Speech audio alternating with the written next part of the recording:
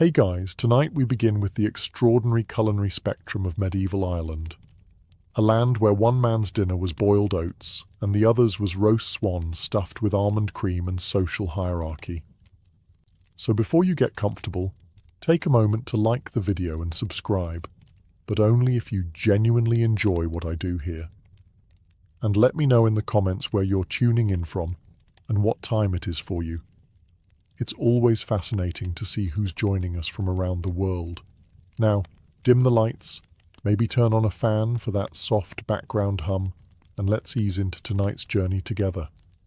So you wake up in a damp one-room hut made of wattle and daub. The roof leaks when it rains, which is always, and the air smells faintly of livestock and despair. It's breakfast time, if you're lucky. If not, it's still breakfast time, just with a more existential twist. Your options? Oats, sometimes barley, always boiled. Occasionally, if the gods are smiling and the cow didn't die last winter, you might stir in a splash of milk or a pat of butter. But mostly, it's gruel, a kind of edible beige paste with the consistency of baby food and the excitement of a tax form. Medieval Irish porridge wasn't served in cute ceramic bowls with berry garnishes. It came in wooden troughs, shared communally. This was efficient, and also a great way to get extremely familiar with your cousin's dental hygiene, or lack thereof. Salt was added, when available, which was about as often as sunlight.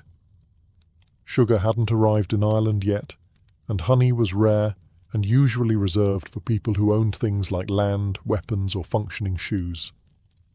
So flavour-wise, the goal was not painful. Now let's talk texture. This wasn't the creamy oatmeal of modern breakfast cafes. This was somewhere between mortar and medieval regret. If you dropped your bowl, it could crack the floor, or bounce, depending on how long it had been sitting. And yet, people survived on it, because they had to. Oats grew well in Ireland's damp climate, didn't need fancy tools and could be stored without much fuss. For peasants, porridge was the cornerstone of life, literally. They probably used leftover porridge as building material. Interestingly, porridge wasn't just a food, it could be weaponized. A particularly bad batch might be hurled at invading Normans or used to plug gaps in a leaking roof. Versatility was key in the 9th century. After a soul-crushing bowl of porridge, what's next on the menu? Bread. Not the fluffy, crusty kind that comes in linen baskets at French cafes. No, we're talking flatbread. Earthy, dense, mildly chewy, and just rustic enough to remind you that civilization is optional. Irish flatbread was the people's carb. Made from whatever grain was on hand, oats, barley, sometimes wheat if you were posh, and usually baked over a stone or griddle. It was Stone Age chic meets early medieval budget constraints. The dough had 2 ingredients, flour and water. Optional luxury items included salt, butter, or a slight sense of optimism. You kneaded it by hand, shaped it into rounds, and slapped it onto a flagstone by the hearth, or onto a griddle pan called a lozat, heated by a fire that, for legal reasons, we'll pretend didn't fill the house with smoke and ash. And if you're wondering, did they have ovens? Technically, yes. Clay beehive ovens existed in some settlements, but for the average peasant, baking was more of a performance art involving hot rocks, turf fires, and the occasional accidental toe scorching. Flatbread was versatile. You could eat it plain. You could tear it up and dunk it in broth. You could use it to scoop food, wrap cheese, or silence a complaining child. It was a plate, a utensil, and a mild choking hazard, all in one. But let's not romanticize it too much. These were not puffy naan or pita breads. These were survival slabs. Leftover bread was dried and rehydrated as needed, or fed to pigs. Sometimes it was so hard, you could sharpen it and use it as a tool. That's probably not historically accurate, but Honestly, it feels spiritually true. Of course, in noble households, bread went up market. Wheat became more common, and sometimes they even sieved the flour, a radical act of refinement. But even kings didn't have sourdough starters bubbling on the window ledge. That trend wouldn't arrive for several centuries, along with the collective panic over how to keep them alive. In the end, Irish flatbread was the edible equivalent of a dependable friend, sturdy, honest, a little coarse, and always there when you needed it, unless the cows had eaten the flour again. If porridge was the foundation of the Irish medieval diet, dairy was the cement holding the entire operation together. White, fatty, slightly sour cement. Ireland, blessed with endless rain and lush grass, quickly figured out that if you feed all that to a cow, something magical happens. Milk. And if you're really brave and let that milk sit around for a bit, you get an entire culinary genre. Butter, buttermilk, curds, cheese, and something worryingly referred to as sour milk, which, in fairness, is exactly what it sounds like. Let's begin with the star of the show, butter. This wasn't just food, this was wealth. A good churn of golden butter was as much a currency as silver, and probably more delicious. Butter was stored in wooden containers, buried in bogs to preserve it, and then, months or even years later, dug up and eaten, presumably with a lot of confidence and very little sniffing. The medieval Irish were so serious about dairy, they literally named their legal fines in terms of how much butter you owed someone. Stole a sheep? 2 tubs of butter. Insulted a chieftain? That'll be 4 tubs and a deeply sincere apology. Milk, by itself, wasn't just for drinking. It was often fermented into sour milk or whey, because refrigeration was a fantasy, and raw milk turns into a biology experiment faster than you can say dysentery. Still, it was packed with calories and protein, and if you weren't lactose intolerant, it was basically liquid survival. Cheese existed, but don't picture the artisan wheels from a modern deli. Picture a greyish, slightly squishy block, probably made by accident when someone forgot their curds on a shelf. You didn't nibble it with crackers. You gnawed at it like it owed you rent. Even cream made an appearance, especially in noble homes. It could be poured over berries, dolloped onto bread, or hoarded jealously by monks who knew that nothing said piety like full-fat dairy indulgence. Dairy was available across the classes, though naturally, wealth meant more cows, and more cows meant more dairy. So while peasants scraped bowls of buttermilk, nobles floated their bread in cream like they were bathing in culinary superiority. In medieval Ireland, you weren't just what you ate, you were what you milked. Water, essential for life, and in medieval Ireland, also essential for getting violently ill. Hence, the unofficial nationwide program of just not drinking it unless you were really desperate, or possessed the constitution of a particularly reckless goat. The average peasant didn't have access to what modern people call safe drinking water. Their local stream doubled as a drinking source, a laundry spot, and occasionally a livestock toilet. The only thing it didn't do was apologize. And while boiling could kill pathogens, firewood wasn't free, and effort was a limited resource. So most people skipped the purification step and moved straight to anything else. Enter milk, buttermilk, whey, and the all-time favorite, ale. Yes, even children drank it.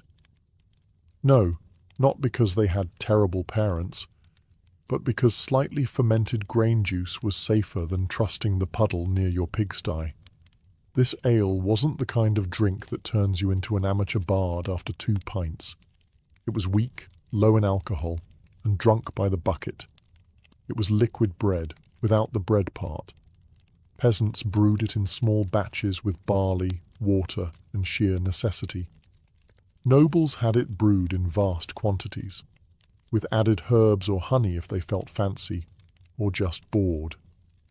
Whey, the sour byproduct of cheese making, was also popular, a kind of proto-energy drink, minus the branding and FDA approval. It was cloudy, acidic, and perfect for staying hydrated while contemplating the futility of medieval life. Even mead made appearances, honey wine for the upper classes, because nothing says, "I'm better than you," like sipping your hydration from a goblet while the peasants drink tangy cheese water out of a gourd. To be clear, people did drink water, just carefully, from running springs, preferably up mountain from the nearest cow, and only if no one saw you doing it, lest they assume you'd given up on life entirely. And so, what started as a survival strategy became a cultural habit. Don't drink the water, ever. An idea so strong it would echo into modern tourist advice for centuries to come. In medieval Ireland, hydration was an art, one that required ingenuity, fermentation, and the constant avoidance of dysentery. In medieval Ireland, meat wasn't something you just ate. It was something you waited for, like spring, or justice, or your neighbour to finally admit that their goat was eating your cabbages. And when it came to protein, pork was king. Cows were too valuable for their milk and status. Chickens were inconsistent. Fish were seasonal and came with church-mandated guilt. But the pig, ah yes, the humble, oinking lard bank on legs. Pigs were the medieval equivalent of a fridge that refilled itself. You could feed them leftovers, acorns, turnip peels, and questionable moral decisions. They'd eat it all and turn it into delicious future bacon. But here's the catch. You didn't just slaughter a pig casually. You waited and waited until winter, because once that pig was down, it was go time. Meat had to be preserved, fast, salted, smoked, dried, and prayed over. There were no freezers, no vacuum-sealed Tupperware, and no margin for error. That pig had to feed a household for weeks, or months, if rationed correctly, and you didn't have too many freeloading cousins. The lucky bits, belly, ham, jowls, were smoked.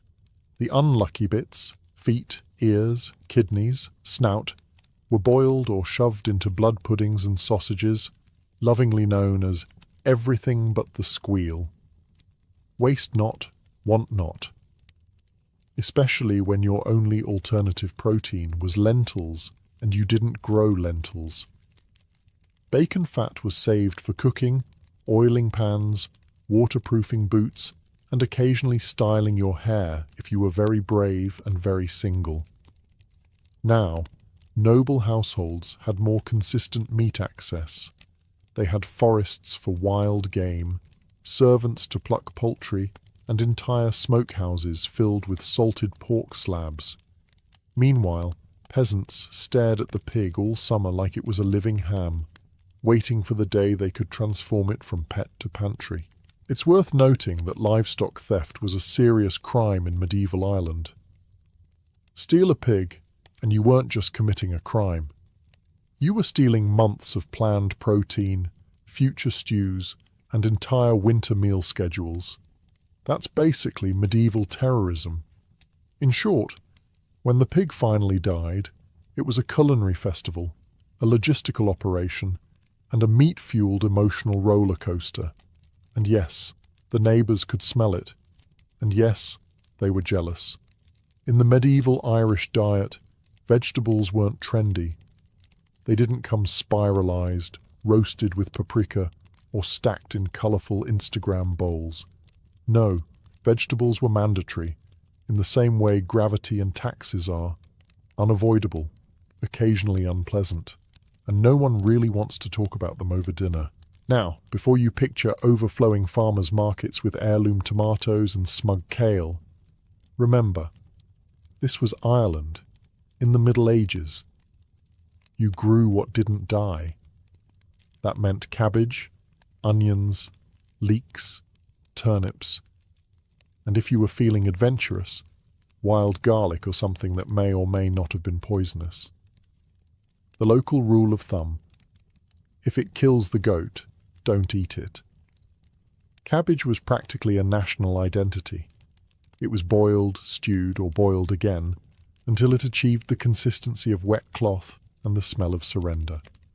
But it filled stomachs and grew easily in soggy soil, which made it a favourite among peasants and anyone who valued survival over flavour. Leeks and onions were the medieval Irish aromatics. Not that they were used to build complex flavour profiles. No, they were just cheap, pungent, and available, which made them ideal soup fillers and enemy repellents. And then there were the root vegetables, namely turnips and parsnips, also known as potatoes before potatoes. These humble roots were roasted, mashed, boiled, or left in a corner until someone remembered to eat them. They weren't exciting, but they were reliable, like that cousin who shows up to every wedding but never says anything. Interestingly, vegetables were eaten across classes. Even kings gnawed on leeks, albeit more politely and possibly with wine. Monastic gardens were full of leafy greens, grown by men who had taken vows of poverty and presumably anti-seasoning. Still, vegetables came with danger. Without refrigeration, improper storage could lead to spoilage, rot, and unexpected bowel pilgrimages. Peasants learned quickly to cook everything within an inch of its life, not to enhance the flavour, but to murder the microbes. So no, vegetables weren't optional. They were the bulk, the ballast, the roughage that stood between you and starvation. And while no one carved a turnip to celebrate a feast, it was always there, stoic, damp, judging you from the stew pot. Today, foraging is something hipsters do on Instagram with baskets and hashtags. In medieval Ireland, it was what you did when your garden failed, your pig was still alive, and you had too much pride to steal from your neighbour. Foraging wasn't cute. It was a full-time gamble, part botany, part desperation, part praying you didn't just feed your family something mildly hallucinogenic. People roamed hedgerows and woodlands with the blank-eyed intensity of someone trying to find both dinner and purpose. Top on the edible list, berries, bilberries, elderberries, blackberries, all sweet, all seasonal, and all fiercely contested by wildlife, other peasants, and that one smug monk who always knew the good spots. They were eaten fresh, dried for later, or crushed into crude jams that tasted like fruit and medieval poverty. Then came the wild greens, nettles, sorrel, wild garlic, and dandelion leaves. These weren't served on artisanal stoneware. They were boiled, slapped into stews, or chewed raw while muttering about hunger and fate. If it had leaves and didn't bite first, someone probably tried it. Mushrooms, of course, were the Russian roulette of foraging. Unless you had a wise elder, or a very brave guinea pig, picking the wrong cap could mean visions of Celtic gods followed by death or worse. 2 days of regretting your choices while lying in a ditch. Hazelnuts and acorns were gathered too. Hazelnuts were a treat if you could beat the squirrels. Acorns required soaking and leaching to be edible, which involved labour, so they were reserved for moments of real crisis, like famine or hosting in-laws. Even seaweed made its way into Irish diets, particularly along the coast. Rich in minerals, technically a vegetable, and most importantly, free. Coastal dwellers collected dulse and laver, dried them, and pretended they liked the taste. Foraging also taught you how to look busy while avoiding farm chores. I'm gathering herbs, often translated to, I'm hiding from Aunt Maeve and her cabbage assignment. Ultimately, foraging in medieval Ireland was not about connecting with nature. It was about not dying. It was unpredictable, often risky, but occasionally rewarding. Kind of like marriage, but with more moss. And yes, Sometimes it was surprisingly tasty. But no one ever admitted that. Because if you did, you might get assigned to full-time foraging. And no one wanted that. Monks, the original meal preppers. In medieval Ireland, monasteries weren't just places for prayer, manuscript illumination, and awkward vows of silence. They were also culinary strongholds, feeding dozens of cloistered men who had taken vows of poverty, but apparently not blandness. You see, while peasants gnawed on turnips and dreamed of bacon, monks were quietly feasting in stone-walled refectories with surprisingly decent menus. Sure, they didn't eat meat. Unless you count fish, which was miraculously not meat by ecclesiastical loophole. And if you were a sick monk, which was conveniently frequent, you could be served actual meat for recovery. Recovery being medieval code for, I just really wanted sausage. Monastic meals followed strict routines. 2 meals a day, 1 in the late morning, 1 in the evening. And no snacking in between unless you were secretly growing a third arm and needed the calories. Silence was expected during meals, which meant if your lentil stew was bland, you couldn't complain out loud. Just suffer piously. The food? Better than you'd think. They had breads, often made from better grain than the peasants ever saw. They had vegetables from carefully tended monastery gardens. They had cheese, butter, whey, ale, and honey, all made on site with monkish dedication and probably some low-level existential dread. Fish, both fresh and salted, made frequent appearances. Herring, trout, eel, and yes, even beaver. Because in a stroke of theological brilliance, beavers were considered fish due to their watery habits. Bless the monk who argued that one into canon. Fasting days? Oh, plenty of them. But medieval fasting didn't mean starvation. It meant creative menu adjustments, swapping pork for eel and calling it a spiritual triumph. Some monasteries even made luxurious fast-day stews, rich in butter and greens, because God might be watching. But he hadn't issued a spice ban.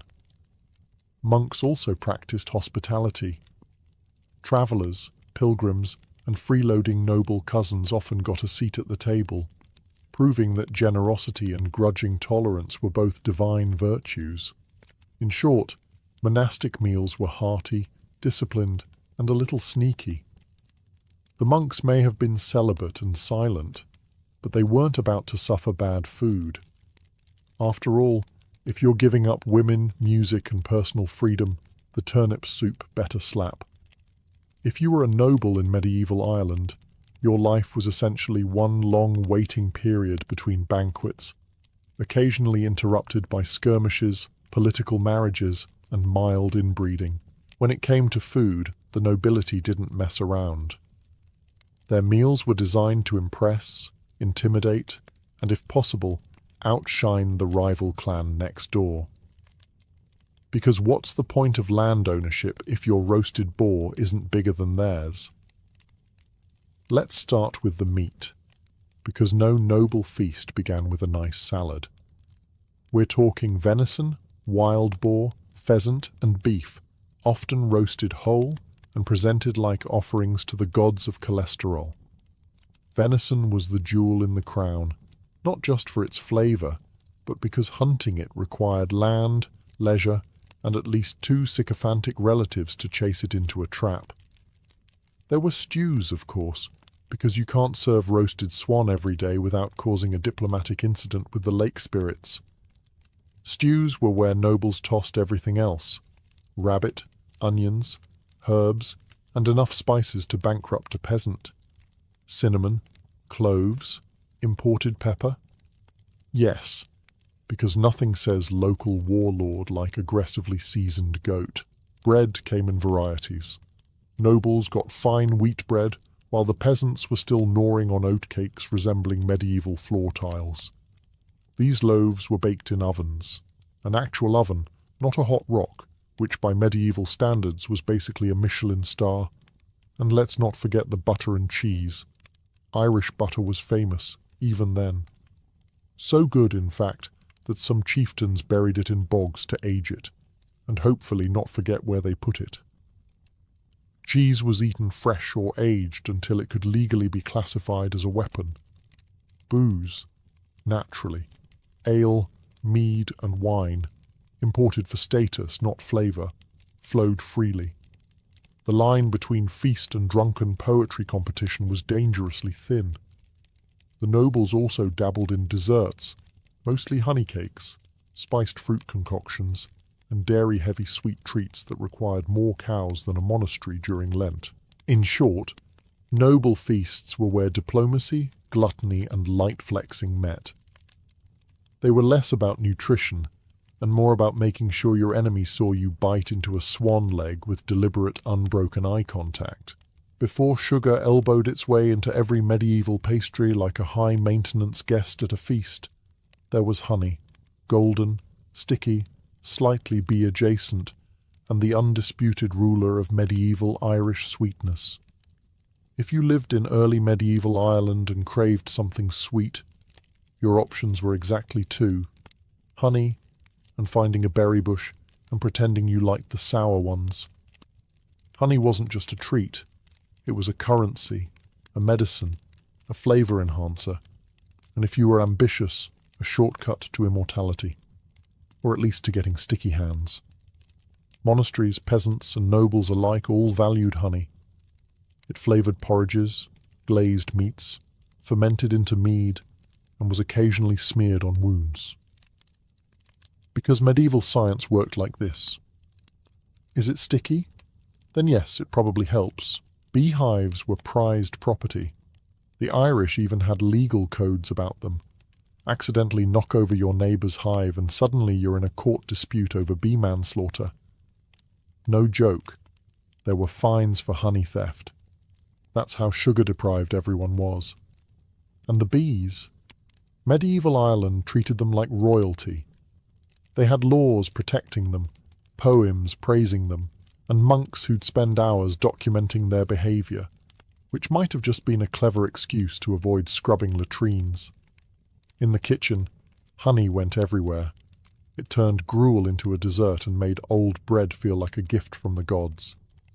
It was drizzled on cheese, stirred into oatcakes, and mixed with herbs for sauces that made turnips slightly less bleak. Then there was mead, the original, oops, I fermented honey, and now I'm tipsy drink. Mead was consumed by everyone from warrior poets to sulking monks on festival days. It was a drink of celebration, ritual, and occasional brawls. Even kings were obsessed. Some early Irish rulers demanded beekeeping as part of tribute. If you couldn't send men to war, at least send a few jars of the good stuff to keep the High King's desserts buzzing. Let's talk about mead, the original liquid courage of medieval Ireland. Brewed by monks, gulped by warriors, and revered by poets who couldn't handle their cups. Mead was made by fermenting honey with water, which sounds simple until you realize it involves waiting. Something medieval people were disturbingly good at. The result? A golden drink that tasted like sweet sunshine and ruined many respectable decisions. You didn't drink mead because you were thirsty. You drank it because someone declared a feast, or you just made eye contact with a bard and now it's duel by lyre time. In Irish society, mead had an almost mythical reputation. It wasn't just alcohol. It was status, ceremony, and sometimes your only friend on a cold, rainy night when the sheep judged you too harshly. The High Kings drank it from horned goblets, while lesser nobles drank it from slightly less prestigious horned goblets. Peasants? They mostly watched and regretted being born without a title. And of course, there were mead halls, medieval Ireland's answer to the nightclub. These were not quiet places for contemplation. Picture a smoky wooden hall full of bearded men trying to outboast each other, while a harpist played a tune that slowly devolved into, "Why does everyone keep singing over me?" You weren't a real king if you didn't host a mead-soaked feast where someone tried to recite their family's entire genealogy mid-burp. Poetry competitions broke out, riddles were hurled like insults, and occasionally someone would declare eternal loyalty to a potato. Mead also had spiritual cachet. Monks brewed it in monasteries under the polite fiction that it was for medicinal purposes. But if you peeked into any abbey cellar, you'd find rows of bubbling barrels, and at least one brother passed out in the corner, dreaming of bees. Flavour-wise, it ranged from cloyingly sweet to shockingly potent. You could infuse it with herbs, spices, or berries, assuming you had any left after the pigs stole them. Mead was adaptable. Mead forgave you for your sins. Mead laughed with you, then made you fall face first into a peat bog. And so, in the grand buffet of Irish drinks, mead was the queen bee. Elegant, unpredictable, and slightly dangerous if you stood too quickly. If you think royal medieval banquets were elegant affairs filled with delicate finger foods and polite conversation, congratulations, you've been lied to by every fantasy novel ever written. In reality, they were chaotic, meaty marathons where flamboyance met flatulence. Irish kings didn't just eat to live, they ate to prove things: status, power, divine favour, and, occasionally, the limits of human digestion. A royal banquet wasn't just a meal, it was a ceremony, a diplomatic tool, and a 4-hour performance of chewing, belching, and judging others for not having a bigger roast boar. The typical feast menu read like a love letter to cholesterol: spit-roasted venison, smoked pork, eels, salmon, stewed birds, and bread, dense enough to be used in a siege. Vegetables were technically present, mostly for decoration, or as something to point at while asking for more meat. If you were lucky, someone remembered the leeks. Mead and ale flowed freely, sometimes more freely than actual clean water. Table manners were creative. Knives were shared, napkins were non-existent, and licking your fingers was a sign of either high satisfaction or low shame. Probably both. Entertainment was mandatory. A proper banquet involved bards, harpists, and someone reciting your ancestors' heroic deeds until everyone had enough mead to believe them. If you didn't hire at least one poet to sing your praises mid-feast, were you even ruling? Seating arrangements were brutally political. The closer you were to the king, the more important you were, unless you were the king's brother, in which case you were probably seated far away for safety reasons. Jealous cousins. In the corner. That one monk who drinks too fast. By the fire pit, where he can pass out discreetly. And then came the leftovers, or as peasants called them, our entire meal. Kings had stewards whose sole job was to gather the scraps, which were often better than anything a commoner would eat all year. Yes, this system was exploitative, but also very efficient at clearing tables. By the end of the night, you were full, woozy, and several political alliances had shifted depending on who shared their pudding. Welcome to medieval diplomacy, fueled by boar, barley, and bravado. When it came to cooking in medieval Ireland, the motto was simple: if in doubt, boil it, and if not in doubt, still boil it. Frying was for the rich, baking was for monasteries. Boiling, that was for everyone, every day, for every meal, forever. The medieval Irish cauldron was basically the instant pot of its day, minus the pressure control, stainless steel, or instructions. You just tossed everything in. Meat, grains, herbs, sometimes a root you hoped wasn't poisonous, and prayed the fire would do the rest. Then you stirred it until it resembled food, or at least something warm and vaguely edible. If you were a peasant, your go-to cooking method involved hanging this pot over a fire in the middle of a smoke-filled house with no chimney. You boiled your meal. You inhaled your meal. You wore your meal. Multisensory cuisine, as modern chefs might say. Stews were the king of the kitchen. You could stretch a little meat across many mouths, or none, if the meat had mysteriously disappeared in the night, probably into your cousin's stew pot next door. Oats, barley, cabbage, wild herbs, all took a turn in the pot. If you were fancy, you added leeks. If you were cursed, someone threw in nettle and told you it was medicinal. Roasting was reserved for the nobility or people who had enough firewood and meat to show off. And yes, roasting a full animal did impress the neighbours, almost as much as not burning your thatched roof down in the process. Some cooking involved hot stones, a prehistoric method that somehow lingered for centuries because boiling wasn't quite exciting enough. You'd heat stones in the fire and drop them into a pit of water until it boiled. Then you'd toss in your food and realize you just invented the world's first hot tub soup. Baking was rare and required an oven, so guess what? Monasteries hoarded that technology. They produced dense breads that doubled as dinner and doorstops. Peasants made griddle cakes on flat stones and called it bread. Desperate times, desperate carbs. So yes, medieval Irish cooking had its limitations, but it also had a certain genius. One pot, one fire, one goal. Don't die. If you thought medieval Ireland was just a chaotic mix of clans, cattle raids, and people boiling everything that moved, you'd be mostly correct. But what often gets overlooked is the fact that they had laws about food, and they took them quite seriously. Enter the Brehon Laws, a medieval Irish legal system so comprehensive it had rules for everything from land disputes to bee theft. And yes, even who got fed, what they were fed, and how often. You weren't just a peasant. You were a peasant with legal dietary rights. Sort of. For example, poets, the influencers of their day, were entitled to specific foods based on their rank.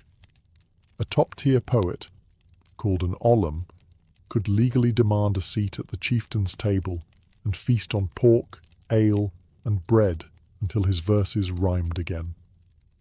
Meanwhile, a lowly beginner bard might just get porridge and a raised eyebrow. Hospitallers, or briúg, had an even stranger burden. They were legally required to keep their homes stocked with food at all times, just in case travellers, vagrants, or cousins, twice removed, showed up. It wasn't just hospitality. It was legally mandated overfeeding. Even cattle were tied into food law. If someone stole your cow, which was basically your fridge on legs, there were precise compensation rates. Not just give it back, but give back the cow, the calf, a meal, and possibly an apology verse in bad old Irish. There were laws about fasting too. If a person wanted to protest mistreatment, they could sit and fast in front of the offender's house. The idea was that the social shame of letting someone starve on your doorstep would make you settle the dispute. Today, we call that silent treatment. Back then it was state-sanctioned guilt-tripping. But perhaps the most charming law? A beekeeper had to share every third jar of honey with his neighbours, because apparently bee zoning disputes were a thing. If your bees wandered onto someone else's flowers, you owed them a slice of the honey pie. Literally. If you thought the medieval Irish table died out with the last bard and the final boiled oat, think again. The spirit of that table, equal parts hunger, hospitality, and stubborn practicality, still simmers in the Irish kitchen today. It's just traded the open hearth for an electric hob and swapped pig's blood for black pudding with a side of denial. For one, the Irish obsession with bread didn't end with oatcakes and griddle stones. Enter soda bread, the spiritual descendant of whatever flour you can find and hope it rises. It's dense, it's crumbly, it's been known to cause dental flashbacks. but it's ours, and you'll eat it even if you have to butter it into submission. Then there's the potato, often mistaken as the original Irish food group. Ironically, it didn't even arrive until the 16th century, but it was adopted with such desperate enthusiasm you'd think St. Patrick planted it himself. It filled the role left by barley, turnips, and boiled anything. And while it later became a national tragedy, it also became a national identity.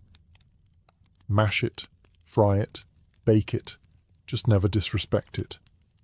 Hospitality, too, remains stubbornly alive. The medieval requirement to feed your guests, still very much law, only now enforced by your nan with tea, scones, and thinly veiled guilt. Refusing seconds, treason, thirds, expected. Irish dairy, once a sign of wealth and political clout, is now quietly responsible for half the world's butter consumption and the other half's cholesterol. The same land that gave us fermented mare's milk now gives us Kerrygold. Progress. Even food laws haven't quite vanished. Modern Ireland may not fine you for bee mismanagement anymore, but try leaving your neighbour's dinner invitation unanswered and see what happens to your reputation at the parish bake sale. In the end, the legacy of the Irish table isn't just in recipes, it's in resilience, resourcefulness, and relentless feeding. Medieval Ireland made cuisine out of chaos, hospitality out of obligation, and flavour out of, well, not always. But they tried. So next time you slice soda bread, stir stew, or burn a pancake while trying to channel your inner monk, remember, you're not just cooking. You're participating in a 1,000-year-old legal, cultural, and culinary survival strategy. When most people think of Vikings, they picture horned helmet raiders storming monasteries and villages, swords flashing in the dawn. But that's only part of the story. Beneath the ferocity was something far more calculated, a trading empire that stretched across continents. The Vikings were not only warriors, they were merchants, navigators, and cultural connectors who transformed Europe through commerce.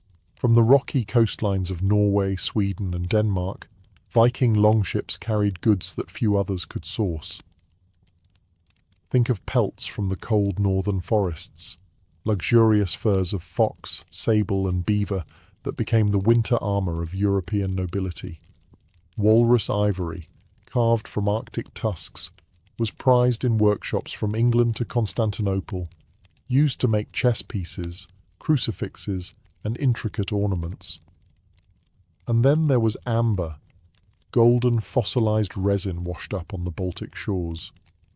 In an age where glittering gems symbolized divine power, amber was more than pretty jewelry. It was believed to hold magical properties, making it one of the Vikings' most marketable treasures. What made these goods so valuable was rarity. Kings and bishops in distant lands didn't have access to the deep forests of Scandinavia or the ice-crusted seas of the north. The Vikings became middlemen, supplying the luxuries that fueled status and authority. Their ships weren't always loaded with plunder, but with carefully stacked cargo, protected as fiercely as gold. To make these trades possible, the Vikings had to become diplomats as much as fighters.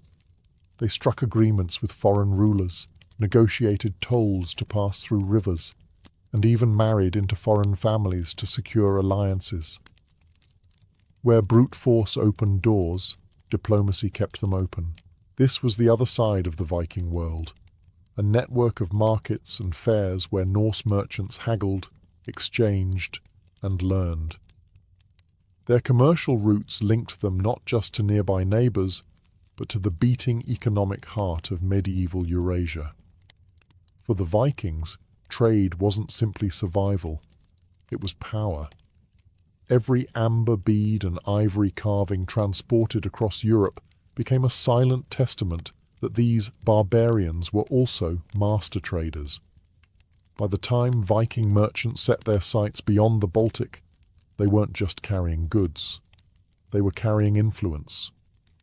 If Scandinavia was the starting point, the Baltic Sea was the launch pad. This inland sea, ringed by forests, icy rivers, and fertile shores, became the Vikings' first great marketplace. From Denmark's Jutland Peninsula to the Gulf of Finland, every coastal settlement could be tapped, and the Baltic offered both riches and risks. The goods flowing through this region were as diverse as its people. From the Finns came squirrel and marten pelts, small but prized in Western Europe. From the Slavic tribes came wax and honey, commodities essential for candles and mead. Timber, salt, and iron ore also crossed the waters, making the Baltic not just a hub for luxuries, but also for the practical resources that fueled medieval economies. The Vikings didn't just buy and sell these goods, they taxed, controlled, and sometimes outright seized them, inserting themselves as gatekeepers of the trade. Amber, however, remained the jewel of the Baltic. Known since Roman times as the gold of the north, it was collected along the shores of modern-day Poland and Lithuania.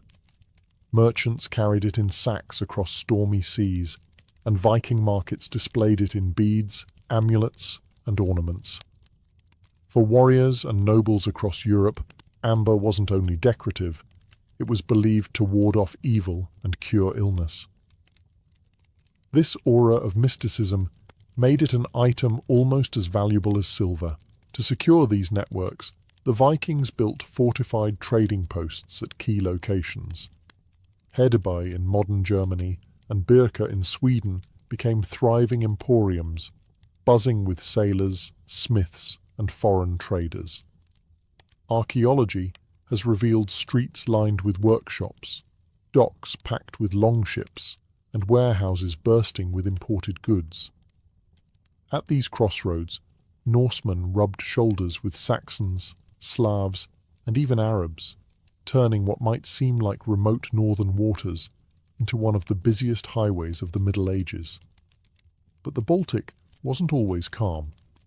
Piracy was rampant, and rival tribes challenged Viking dominance. The same warriors who traded could, on another day, raid. This dual identity, merchant and marauder, was what made the Vikings so adaptable. They could offer peaceful trade to one community while burning another to the ground. To the Vikings, it wasn't contradiction, it was business. By mastering the Baltic crossroads, the Norse secured wealth and experience. This was their apprenticeship in global trade. From here, the rivers of Eastern Europe beckoned, and beyond them lay the riches of Byzantium and the Caliphate, worlds waiting for Viking sails to appear on the horizon. Once the Vikings had mastered the Baltic, they turned their attention inland, following the veins of water that cut through Eastern Europe. The great rivers, Neva, Volkhov, Dnieper, and Volga, were not just waterways, they were highways into new markets.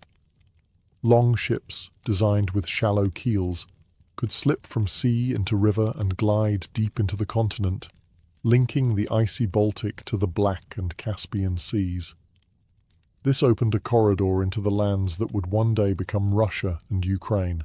The Norsemen who ventured here became known as the Varangians, a name that carried both fear and respect. They founded trading settlements that doubled as fortresses, most famously Novgorod and later Kiev. These outposts weren't just camps. They were the nuclei of entire political entities, where Norse rulers, known as the Rus, blended with local Slavic populations. From these bases, Viking merchants funneled goods southward and funneled wealth back north. What exactly moved along these rivers? From the north came furs and amber, staples of the Viking economy. From the forests and fields of the Slavs came honey, wax, and grain. But the most controversial cargo was human. Slaves, captured in raids or taken as tribute, were shipped in chains downriver, destined for markets in Byzantium or the Islamic world. For the Vikings, Slave trading wasn't an accident of war. It was a structured, profitable enterprise that underpinned their eastern ventures. These routes were dangerous.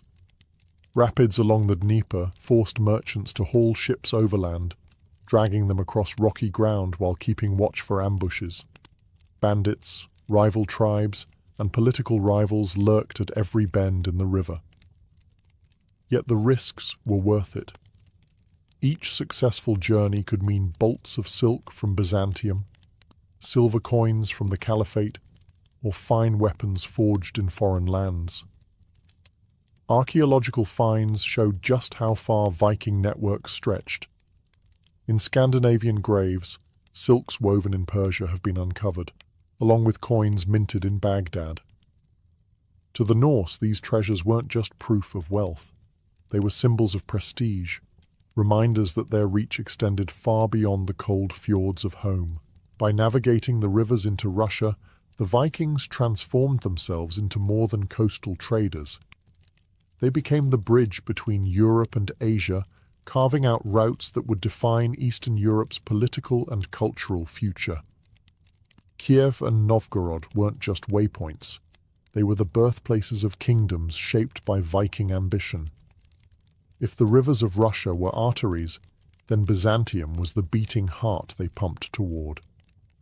The city of Constantinople, known to the Vikings as Miklagard, the great city, was the ultimate prize.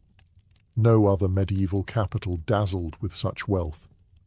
Its markets overflowed with silk, spices, jewels and perfumes.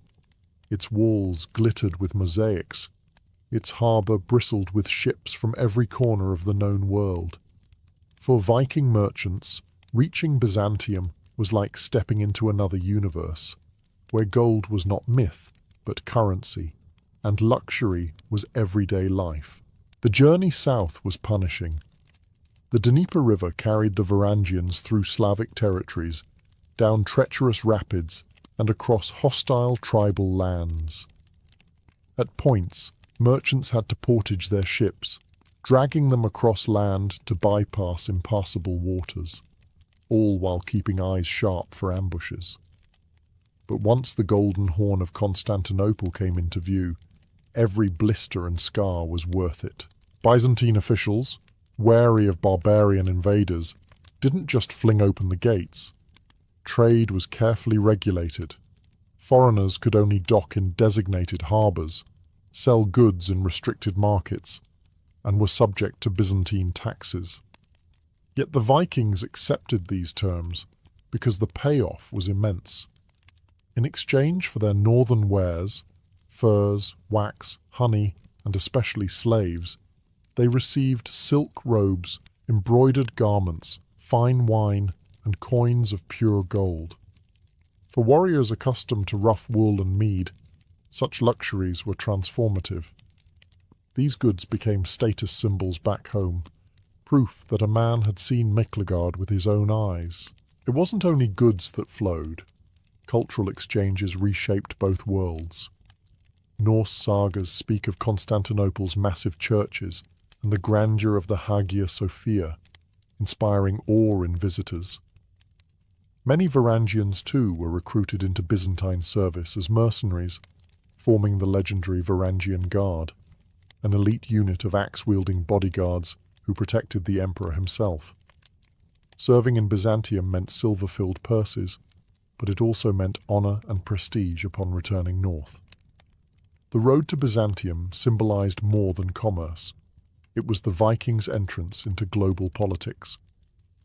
Through trade and service, they became entwined with one of the most sophisticated empires of the medieval world, and every bolt of silk carried home, every Byzantine coin buried in a Scandinavian hoard, whispered of a truth.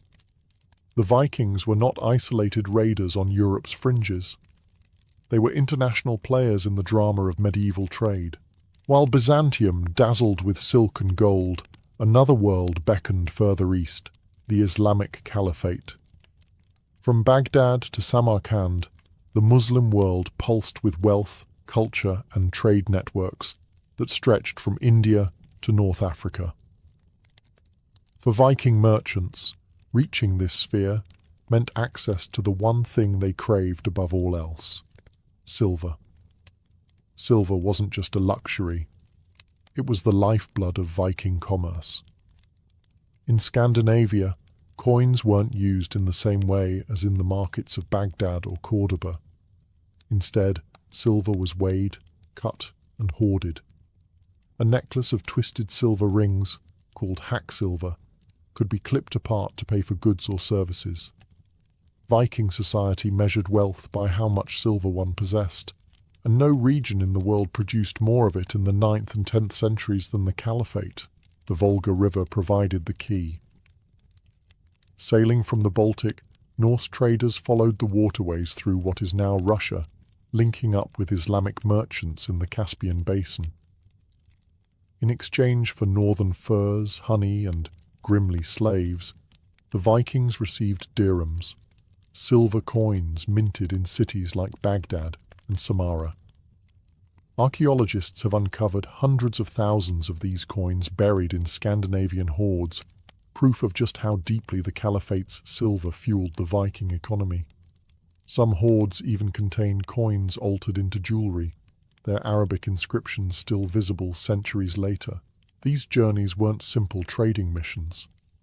They were perilous expeditions through contested territories, often requiring tribute to local tribes or alliances with Slavic chieftains. Caravans of captives marched alongside merchants, bound for markets in Islamic lands where demand for slaves was insatiable. To the Vikings, this human trade was not a shameful secret, but an accepted cornerstone of their wealth. Yet the Caliphate offered more than coins. Textiles, spices, glassware, and advanced craftsmanship also found their way north. A Viking chieftain's hall could feature silk cushions woven in Persia or glassware blown in the Levant. These objects were more than ornaments. They were statements of prestige, markers of a connection to distant, sophisticated civilizations. Silver from the Caliphate poured into Viking hands, transforming their society. It funded expeditions, built alliances, and allowed ambitious leaders to reward their followers with glittering wealth. Without this eastern river of silver, the Viking Age might have been far shorter.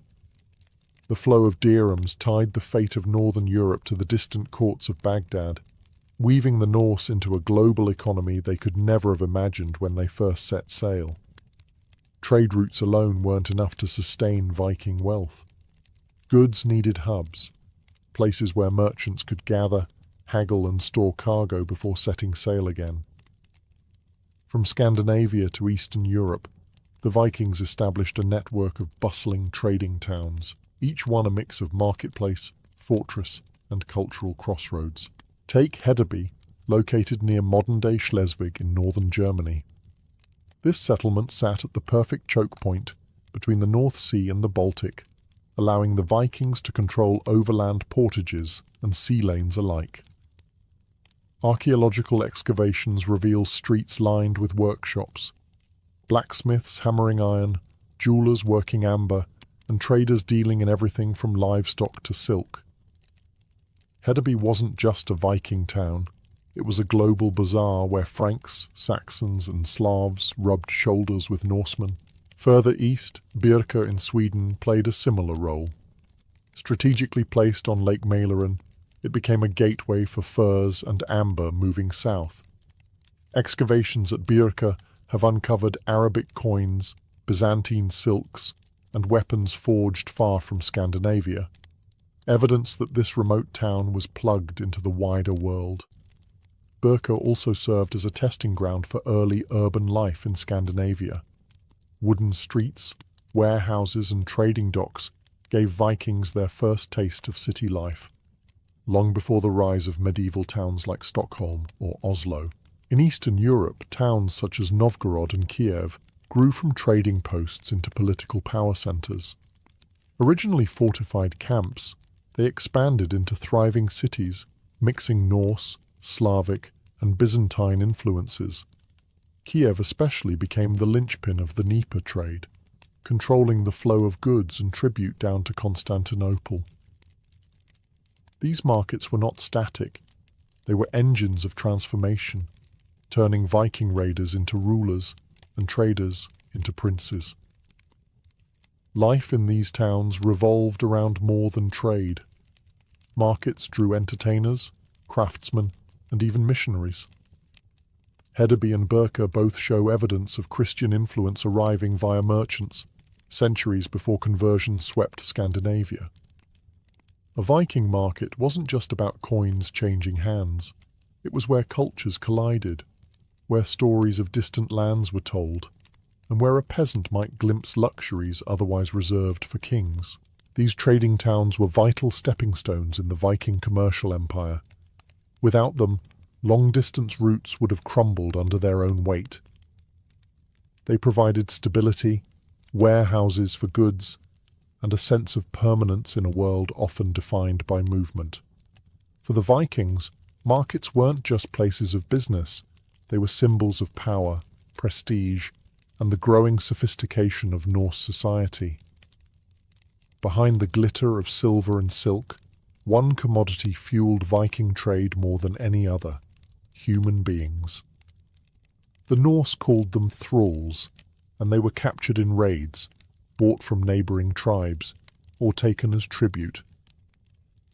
While modern eyes see this as one of the darkest aspects of Viking commerce, in the medieval world it was brutally normal and immensely profitable. From the earliest raids on Anglo-Saxon England to campaigns deep into Slavic lands, Viking longships often returned not just with gold or livestock, but with men, women, and children bound in chains. These captives were forced into two fates. Some remained in Scandinavia as household servants, field labourers, or concubines. Others were transported along the great rivers and seas, destined for markets in Byzantium and the Islamic Caliphate, where demand for slaves was relentless. The mechanics of this trade were stark. A raid might devastate a village, after which survivors were rounded up and marched to the nearest Viking market town. From Hedeby to Kiev, traders organized sales where thralls were exchanged for silver, weapons, or foreign luxuries. Archaeological evidence from Dublin, a Viking-founded city, suggests it became one of the largest slave markets in Europe, its streets echoing with the cries of captives awaiting shipment abroad. In the East, slaves were among the most valuable exports.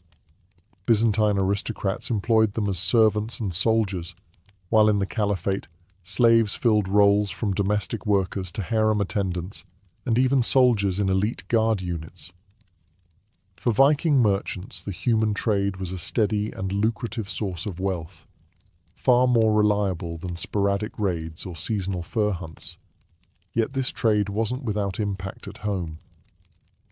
The influx of slaves allowed Viking chieftains to expand their estates, increasing agricultural production and consolidating their power. A wealthy household might include dozens of thralls, their labor freeing free-born men for warfare or trade. Over time, this reliance on unfree labor shaped Scandinavian society itself, creating stark divisions between the wealthy elite and those bound in servitude. The slave trade reveals the duality of the Vikings, adventurous explorers and ruthless profiteers. While their sagas celebrate voyages and battles, the silent backbone of their economy was this grim commerce. Silver hoards buried in Scandinavian soil, Byzantine silks draped over chieftains' shoulders. Many were purchased at the cost of human freedom. For the Vikings, the slave trade was not an unfortunate byproduct of conquest. It was business as usual, and it tied their world to a global system where people, tragically, were currency. Every trade route is more than the movement of goods. It is the movement of ideas, languages, and traditions. For the Vikings, commerce was never a one-way street. Each time a longship docked in a foreign harbour, it carried not only furs and amber, but also curiosity. And every time it returned, it brought back fragments of the cultures it touched. From Byzantium, Norse travellers returned with tales of towering churches, glittering mosaics, and processions so magnificent they seemed almost divine. Some brought home crosses and icons, the first seeds of Christianity that would eventually take root in Scandinavia. Others carried back new shipbuilding techniques or architectural styles, weaving foreign craftsmanship into local traditions. Archaeologists have found silk garments in Viking graves, worn alongside traditional wool tunics, symbols of both status and the blending of worlds. The Caliphate too left its mark. Arabic coins not only enriched Viking hoards, but also carried inscriptions that fascinated the Norse. Some were bent into pendants, worn as amulets, suggesting that the spiritual weight of Islam's calligraphy resonated even among those who did not understand it. Glassware, spices, and fine steel entered Viking households, broadening their diets and reshaping their sense of luxury. Cultural exchange worked both ways. Viking traders and mercenaries introduced Scandinavia's rugged artistry abroad. Norse jewelry and weapon designs traveled far, influencing the decorative motifs of Eastern Europe. In Constantinople, the Varangian Guard's reputation for loyalty and ferocity spread Viking identity deep into Byzantine culture. To see a towering blonde axe-wielder guarding the emperor became a symbol of both security and barbarian mystique. Even language bore the marks of these encounters. Loanwords filtered into Old Norse, reflecting new goods and ideas. Likewise, Slavic and Greek dialects absorbed hints of Viking speech. These exchanges stitched together distant communities into a shared fabric of medieval connectivity. Back home, these influences reshaped Norse society. Viking chieftains displayed foreign luxuries as symbols of authority. Rituals, clothing, and even burial customs evolved, reflecting contact with far-off civilizations. A Viking grave in Sweden might hold both a traditional sword and a silk shroud woven in the East. A fusion of identities that told the story of a world far bigger than Scandinavia's fjords. In the end, trade was more than survival, it was transformation. The Viking Age was as much about the sharing of cultures as it was about raiding and sailing. The Norse didn't just plunder the world, they became part of it, absorbing its wealth, its wisdom, and its ways.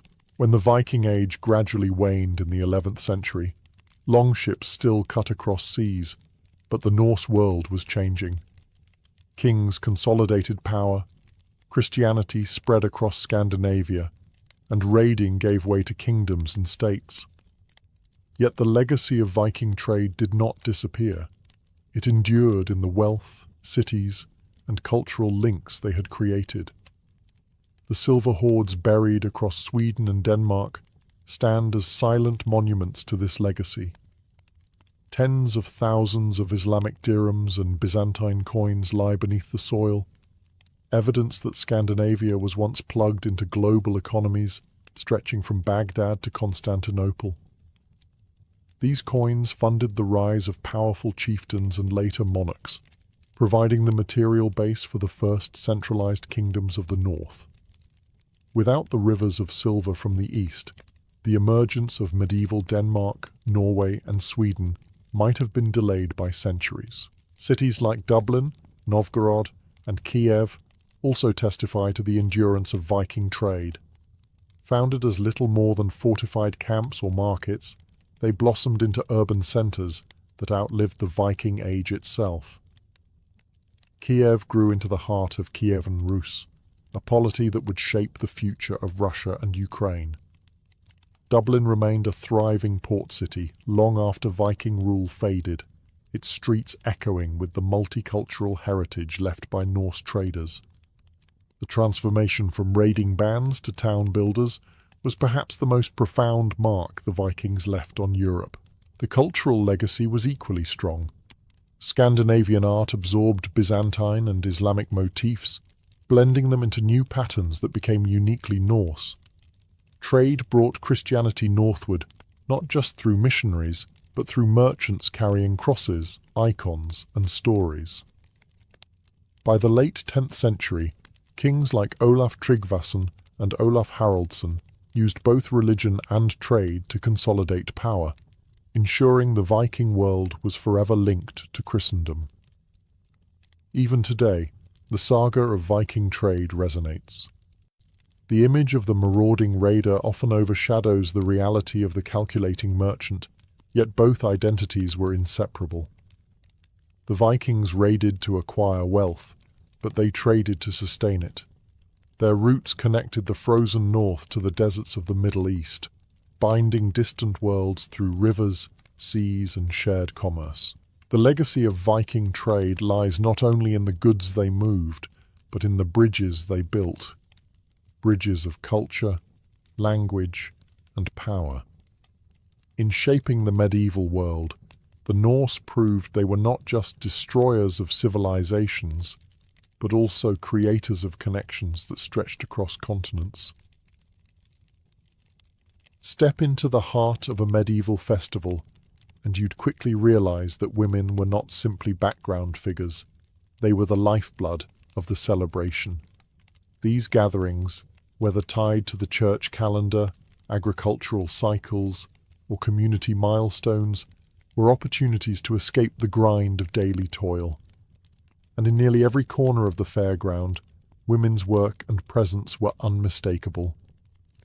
Long before the first drumbeat or church bell signaled the start of festivities, women had already been preparing. They helped brew ale in great vats, baked bread in communal ovens, and roasted meat that would later be sold at stalls. In villages, entire families often pooled resources for the feast, but it was usually women who orchestrated the logistics. Without them, the aroma of spiced pies, honey cakes, and hot stews, those scents that defined a medieval fair, simply would not have filled the air. Once the festival began, women took on visible roles in music and dance. Girls and young maidens were often the first to leap into circle dances, their songs and steps setting the pace for the revelry. Older women sometimes played instruments, tambourines, harps, or hurdy-gurdies, or led in call and response folk songs that stitched the community together. These performances weren't professional showcases. They were living traditions, with women as both guardians and transmitters of cultural memory. But women's contributions went beyond food and music. They were also central in ritual and symbolism.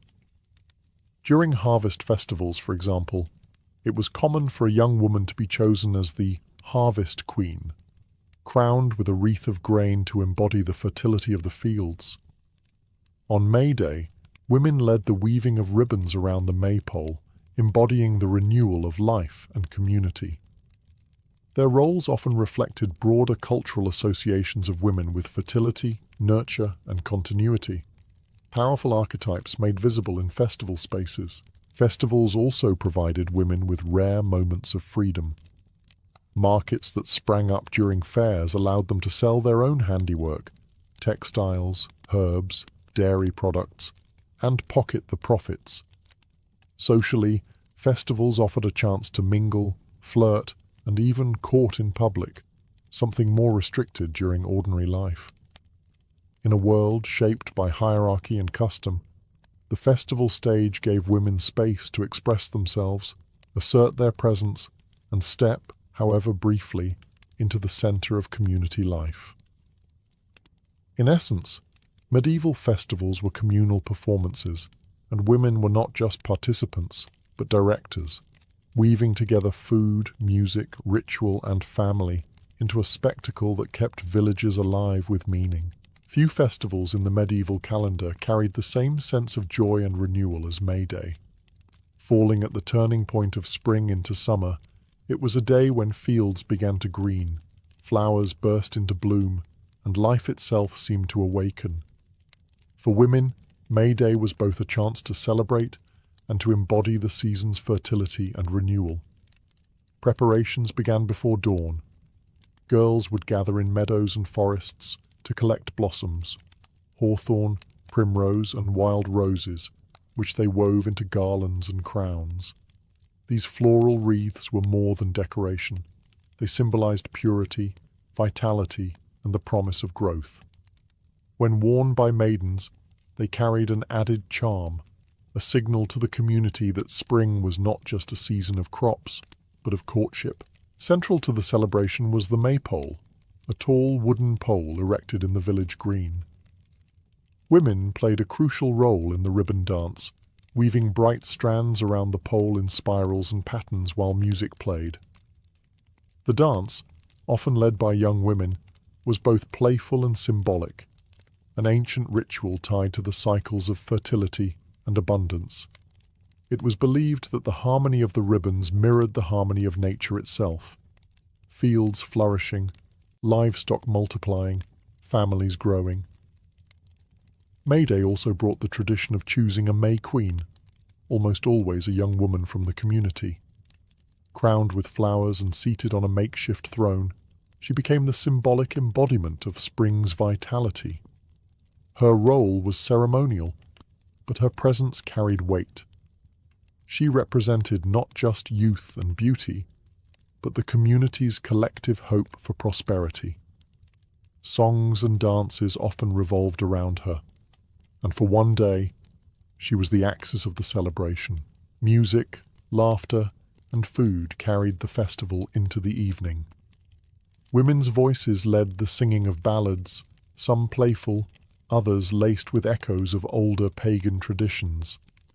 The bonfires that sometimes accompanied May Day were also spaces where women played central roles, tending the flames, tossing herbs into the fire for luck, or dancing at its edge to celebrate life renewed. For many women, May Day was more than a festival. It was one of the few days where everyday roles loosened.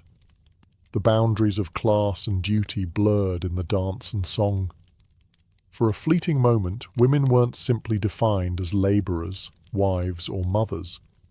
They were celebrated as the living symbols of nature's rebirth. If May Day was about the renewal of life, the harvest festivals were about survival. Everything in the medieval year hinged on whether the harvest was good, and when the fields finally yielded their bounty, villages erupted in celebration. Women were at the very heart of these festivals, shaping the rituals and embodying the community's gratitude to the land. As crops were gathered, women's work intensified. They joined men in binding sheaves of wheat, threshing grain, and storing food for the long winter. But when the harvest was complete, the heavy labor shifted into pageantry. At many festivals, the final sheaf of grain was woven into a decorative figure, sometimes called the Corn Mother or Harvest Maiden. This effigy, often crafted by women, was believed to hold the spirit of the harvest. It was carried in procession and given a place of honor at the feast, a reminder that the year's survival rested on nature's generosity. In some communities, a young woman was chosen to be the harvest queen. Crowned with a wreath of grain, she embodied fertility and abundance, standing as a living parallel to the symbolic Corn Mother. Her role was ceremonial, but also deeply meaningful. She represented the prosperity of the entire village. Songs and dances were often performed around her, and she might even lead processions to the church or the communal table. Food, naturally, dominated these celebrations. Women oversaw the preparation of communal meals, loaves baked from the first grain, roasted meats, stews and pies sweetened with honey. Ale brewed earlier in the year flowed freely. The communal feast was not just indulgence, it was reassurance, proof that hunger could be staved off for another winter. Women, who often managed household food supplies year-round, became the silent guarantors of this abundance. Music and dancing followed, with women leading circle dances and singing folk songs that often blended joy with a touch of anxiety. After all, harvest was a time of relief, but it also carried the sobering knowledge that the village was only as secure as its stored grain. Women's voices, whether in song or ritual, often echoed this balance between hope and fear, life and survival. Harvest festivals underscored women's symbolic link to fertility, the earth, and continuity. As they wove sheaves, crowned queens, and stirred pots for the communal feast, they weren't just contributing labor, they were personifying the very essence of the harvest. Without them, the celebration of plenty would have been hollow, and the rituals of gratitude incomplete. No medieval festival was complete without music, and women were often at its heart. Whether their voices rang out in choruses, their fingers plucked strings, or their feet struck the rhythm of a dance, women transformed gatherings from simple meals and markets into living celebrations. Music was both entertainment and tradition, and women carried its melodies across generations. Singing was perhaps the most accessible form of music, and it was dominated by women's voices. Village girls and matrons alike led communal songs, often in a call and response style that encouraged participation. These weren't just cheerful ditties.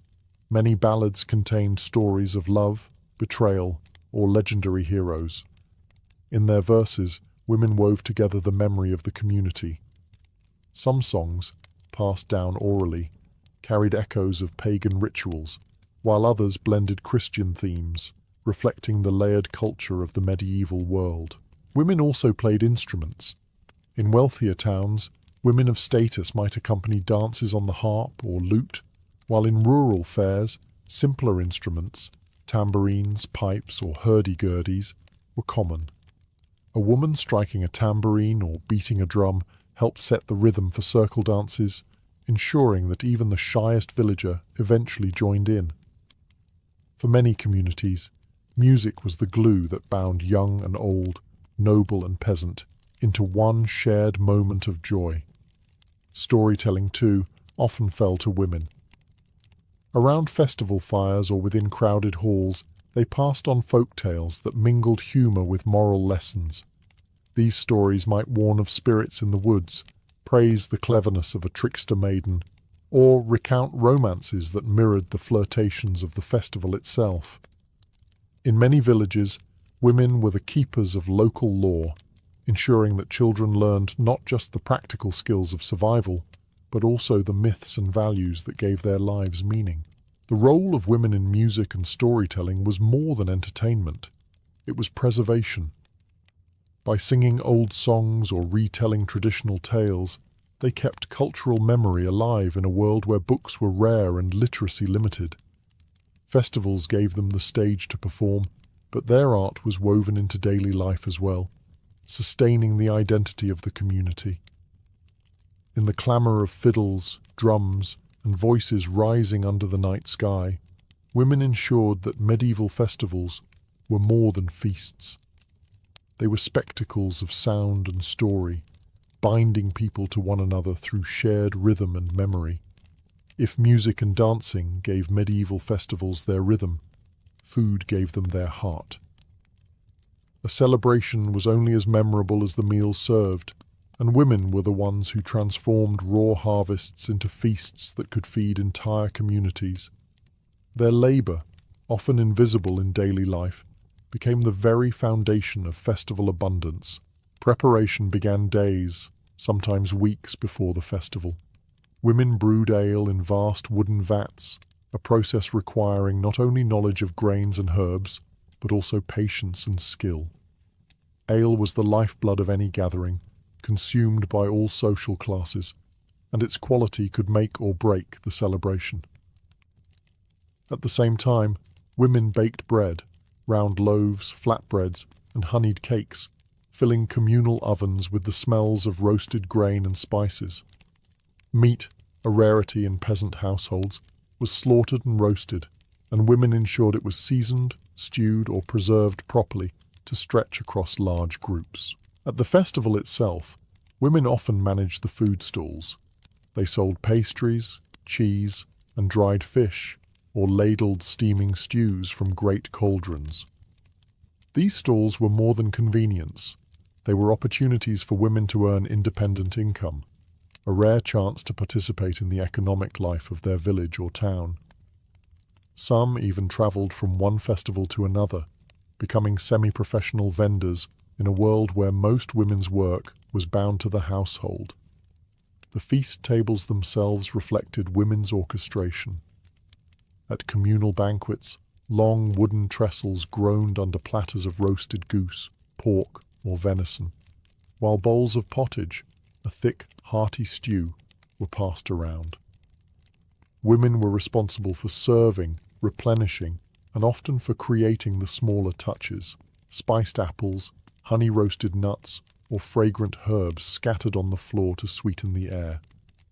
Their skills turned necessity into celebration. Feasting also carried symbolic weight. At harvest festivals, the first loaves baked from the new grain were sometimes prepared and blessed by women before being shared.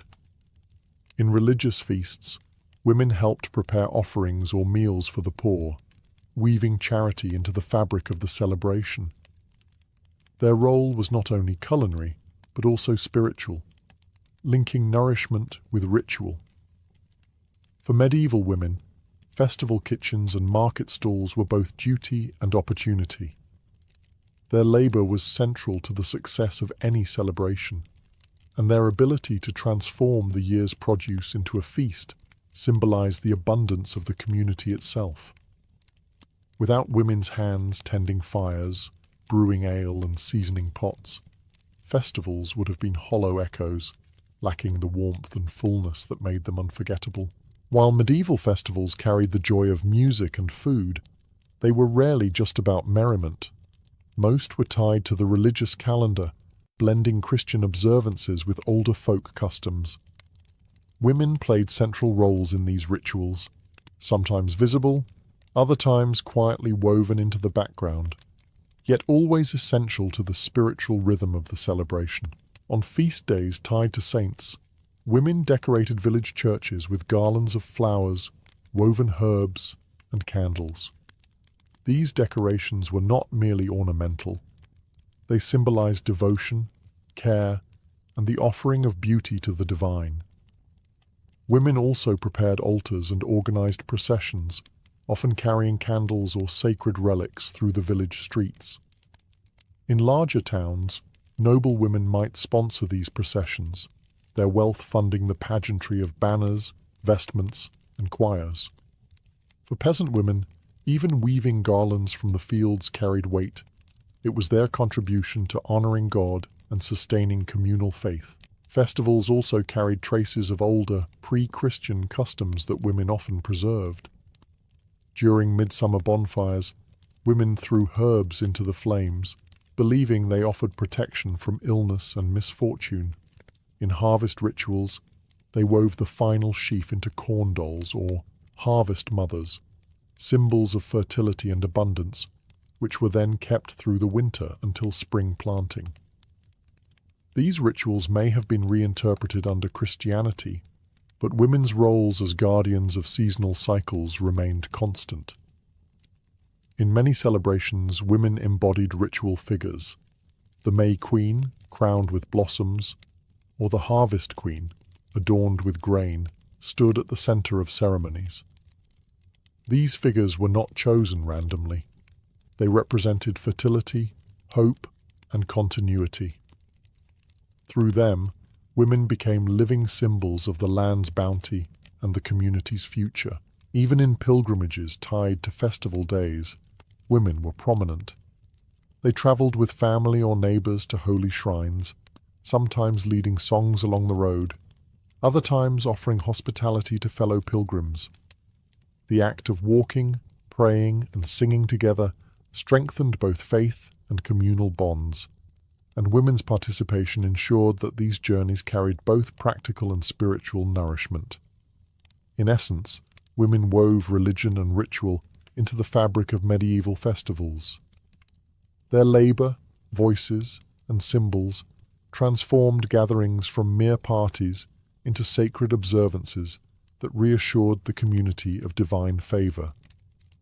Without their touch, whether in garlands on an altar or in the presence of a crowned festival queen, the spiritual heart of these celebrations would have been incomplete.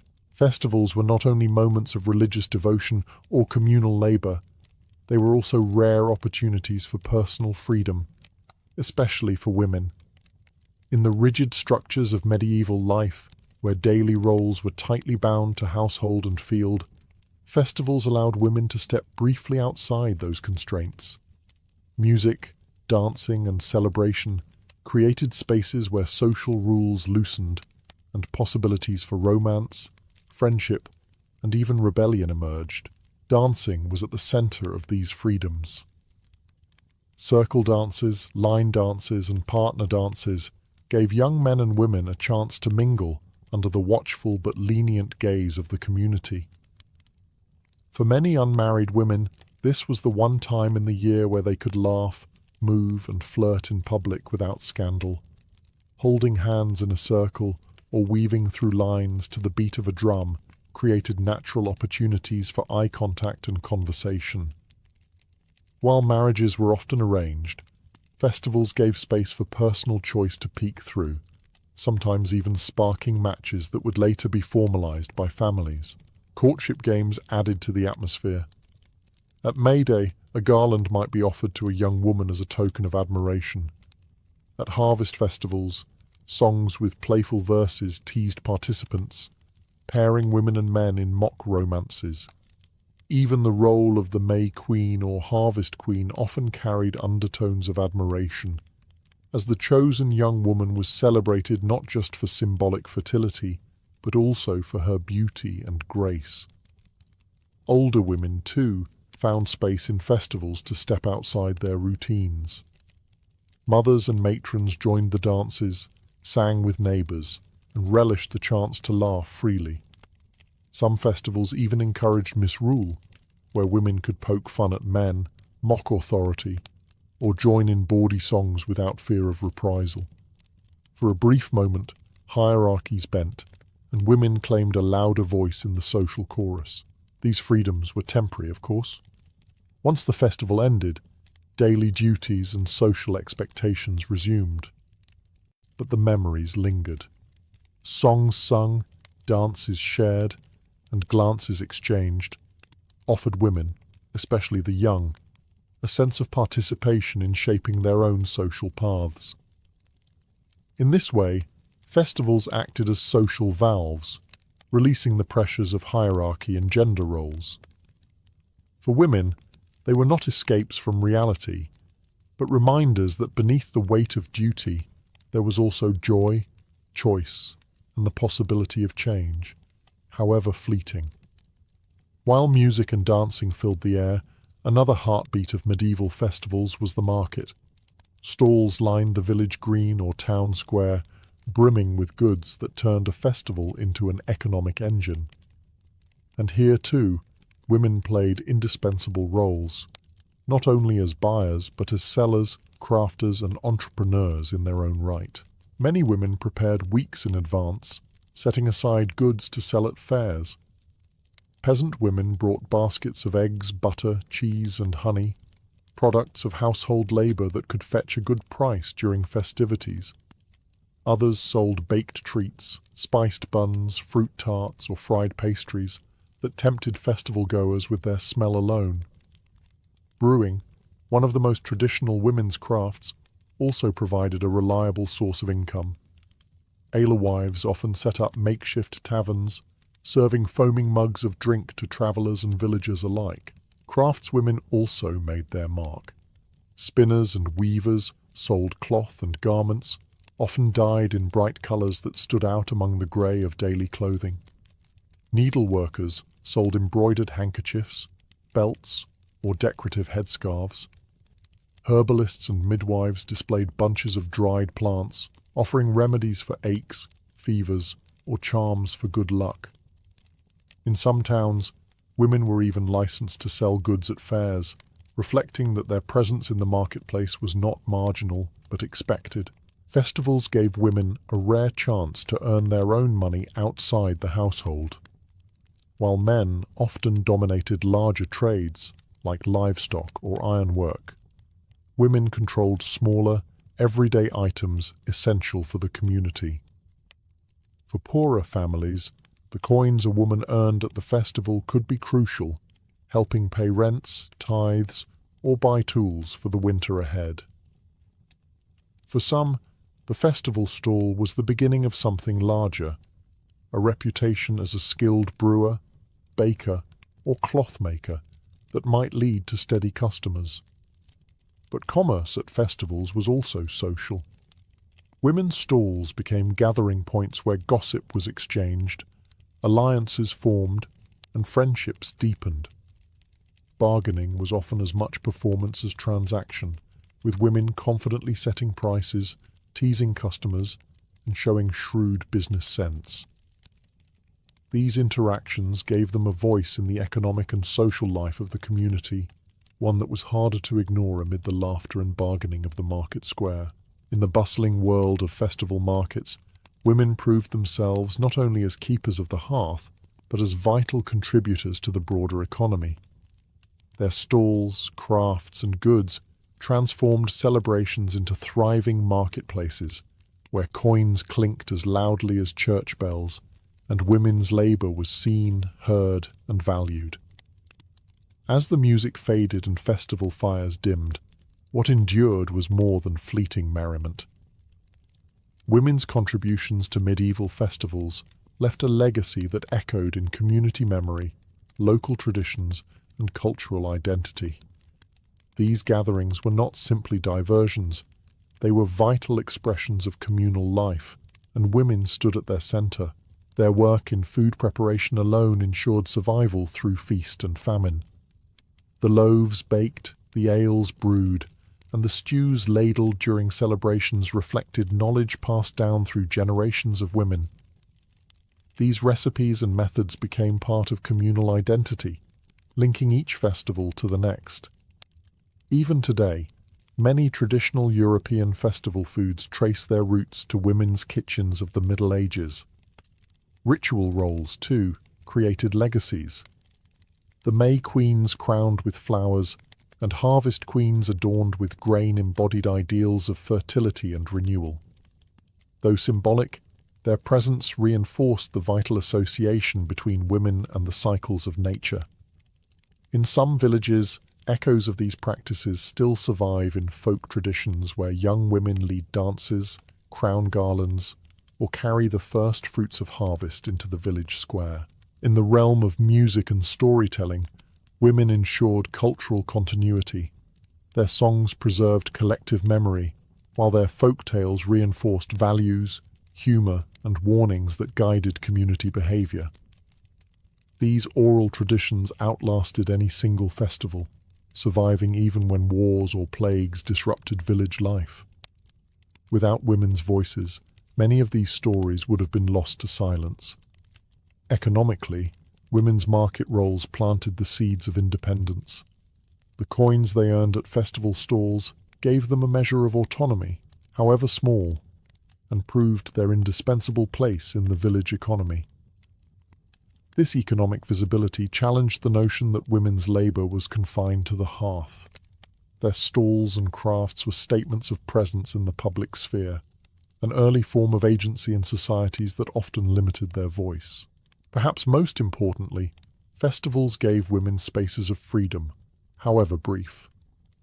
The dances, songs, and social games allowed them to express joy, choose partners, or mock authority in ways daily life forbade. These moments, though temporary, revealed possibilities of agency and choice, planting seeds for cultural memories of women not as silent workers, but as vital contributors to community joy and identity.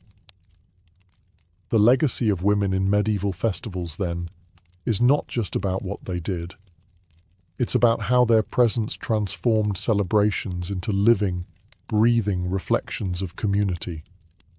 Without their hands, voices, and spirit, medieval festivals would have been hollow shells. With them, they became enduring symbols of survival, continuity, and shared humanity. To imagine a medieval woman setting out on pilgrimage is to imagine a life suddenly broken free of its usual boundaries. In an age when most women rarely travelled farther than the next village market, taking to the open road was nothing short of radical. Yet thousands of women did just that, strapping on shoes, lifting walking staves, and stepping onto paths that led to Canterbury, Santiago de Compostela, or even Rome itself. The act of departure was as symbolic as the destination. Leaving one's home meant leaving behind fields, hearth, and the expectations of daily labour. For married women, this sometimes required permission from husbands, while widows and unmarried women often had more freedom to go. The pilgrimage was both a religious duty and a personal gamble, for travel was dangerous. Roads were plagued by bandits, disease, and harsh weather, and women travellers were especially vulnerable. But the risks themselves made the act more meaningful. To walk away from safety was to embody devotion, to show God that no hardship would stand in the way of faith. Not all pilgrims were noblewomen wrapped in cloaks of fine wool. Many were poor peasant women, clutching wooden crosses or wearing badges stitched into their clothing as proof of their vows. Some carried tokens of their intentions, a rosary, a candle to be offered at a shrine, or the name of a loved one whispered in prayer. They walked not for sightseeing, but for salvation, seeking penance for sins, healing for bodies, or hope for souls. Every mile trodden was believed to lighten the weight of earthly burdens. At departure, communities often marked the moment with prayer or blessing. A priest might sprinkle holy water, or neighbours might gift food for the road. Women pilgrims left not just as individuals, but as representatives of families and villages.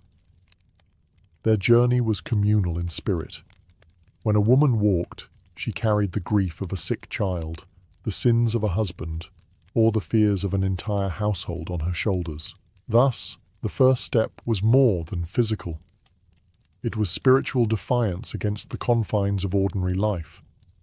To become a pilgrim was to embrace uncertainty, to trust in divine protection, and to hope that at the end of the long road, healing or redemption awaited. For women of the Middle Ages, the pilgrimage was both escape and devotion, a path carved through hardship toward holiness. Every pilgrimage began not with the first step, but with an inner stirring, a motive of the heart. For medieval women, those motives were as varied as their lives, yet all were bound by faith and the hope of transformation. One of the most common reasons was healing. In a world where medicine was rudimentary and illness could ravage entire families, shrines were seen as gateways to miracles. A mother might walk hundreds of miles to lay a child's name before the relics of a saint. A woman weakened by chronic pain might travel with the hope of bathing in a holy spring or touching a reliquary believed to cure disease. Healing was never guaranteed, but belief itself carried its own power, offering women hope when all else failed. Another powerful motive was penance. For sins confessed, priests sometimes assigned pilgrimage as a living form of repentance. Instead of reciting prayers in the safety of home, women were told to journey outward, to feel the weight of miles as a mirror of spiritual struggle. Some walked barefoot as a sign of humility. Others wore simple garments to mark their devotion. To endure hardship willingly was to show God the sincerity of one's repentance. There were also vows and promises, often born in moments of desperation. A woman facing childbirth might swear to walk to a shrine if her life and her child's were spared. A widow mourning her husband might pledge to visit a saint's tomb to honor his soul. Pilgrimage became a contract between human weakness and divine mercy, a way of binding heaven and earth through movement and sacrifice. For others, the motive was renewal. Pilgrimage offered a rare chance to step outside the strict boundaries of village life, to breathe a different air, to see other faces. For women whose days were measured by chores, markets, and endless duty, the road itself became a kind of freedom. The act of walking among strangers, joining processions, and hearing chants in new languages expanded their world and, in turn, their faith. In every case, pilgrimage was more than travel. It was an act of longing. Whether for healing, forgiveness, or a glimpse of life beyond the familiar, women walked with hearts heavy yet hopeful. Their motives revealed the depth of their devotion, turning each journey into a moving prayer stitched mile by mile into the fabric of the medieval landscape. For female pilgrims, the journey itself was as important as the destination. Medieval pilgrimage routes spanned entire continents, carving paths that connected small villages to the greatest holy shrines of Europe. These roads, dusty in summer, treacherous in winter, were the veins of faith, and women walked them with determination, often in groups for safety. The Camino de Santiago in Spain was one of the most famous routes. It drew thousands of travelers from across Europe, all converging on the shrine of St. James in Compostela. Women, young and old, were among them, carrying simple bundles of bread and water, sometimes with children in tow. In England, Canterbury became a magnet for those seeking healing at the tomb of Thomas Becket, a saint whose martyrdom electrified medieval devotion. For others, the greatest prize was Rome itself, the heart of Christendom, where pilgrims could pray at the tombs of St. Peter and St. Paul. These journeys could take months, even years. Women walked alongside knights, peasants, monks, and merchants, their presence both ordinary and extraordinary. Some rode donkeys or carts if wealth allowed, but most trudged on foot, battling blisters, exhaustion, and hunger. Inns and monasteries dotted the routes, offering shelter but not always safety. Bandits preyed on pilgrims, and for women, the danger of harassment or assault was a constant shadow.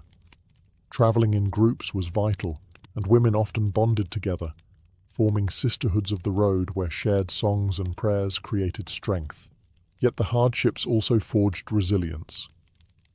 Pilgrims marked their progress with rituals, kissing roadside crosses, lighting candles at chapels, or bathing in sacred springs. Each act reminded them that every mile brought them closer to holiness. Badges and tokens, like scallop shells for Santiago or lead medallions from Canterbury, served both as souvenirs and proof of their devotion, carried proudly by women when they finally returned home. For many, the road was transformative in itself. Women who had never left their villages suddenly found themselves walking through foreign lands, hearing new dialects, and meeting strangers from distant kingdoms. Pilgrimage expanded horizons, turning ordinary women into travelers in the truest sense.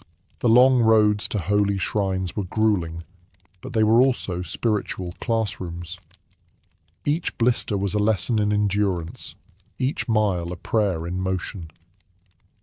For women, the journey itself became a form of worship, a living testament that faith could move feet as well as hearts. The idea of a holy pilgrimage may conjure images of prayerful walks under sunny skies, but the reality for female pilgrims was far harsher. The roads of medieval Europe were fraught with danger, and every step carried risks that could test not only a woman's body, but her faith. Bandits and thieves haunted the major routes. Pilgrims often carried coins or small valuables to offer at shrines, making them tempting targets. Women were especially vulnerable, traveling with fewer means to defend themselves. Some disguised themselves in plain masculine clothing, hoping to avoid unwanted attention. Others clung tightly to groups of fellow pilgrims, knowing that safety often lay in numbers. Illness was another constant threat. Long days of walking left feet blistered and bodies weary, while exposure to cold rains or blazing sun could bring fever or exhaustion. The crowded inns and hostels where pilgrims slept often spread diseases quickly, and outbreaks could decimate groups on the road. For women already burdened with caring for children or elderly companions, Sickness turned the pilgrimage into an even heavier trial. Food and water were unreliable. Some days offered warm meals at monasteries or village kitchens. Others forced pilgrims to survive on stale bread, nuts, or what could be foraged along the roadside. Women bore the task of stretching rations, nursing hungry companions, and keeping spirits high. Their resilience often meant the difference between pressing forward or turning back. And then there was the social danger. Not all pilgrims were holy in spirit. Among the throngs were opportunists, gamblers, and those seeking pleasure rather than penance.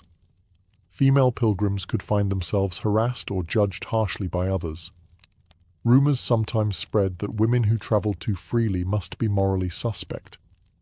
In such a climate, every step carried the double burden of both physical and reputational risk. Despite all this, women pressed on. Hardships were reframed as sacrifices. The road itself seen as a penance that mirrored Christ's suffering. Each danger endured was transformed into a kind of spiritual currency, proof of devotion.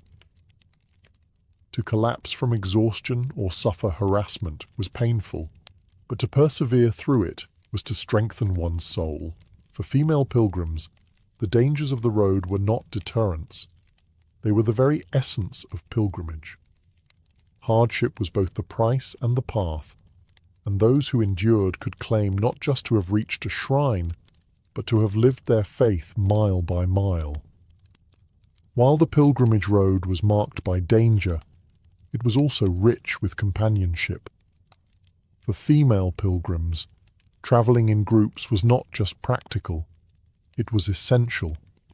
Safety, encouragement, and shared devotion wove bonds of sisterhood that turned lonely roads into moving communities of faith. Most women rarely traveled alone.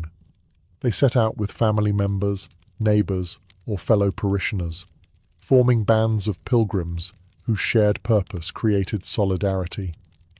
Widows might band together, pooling resources and watching over one another.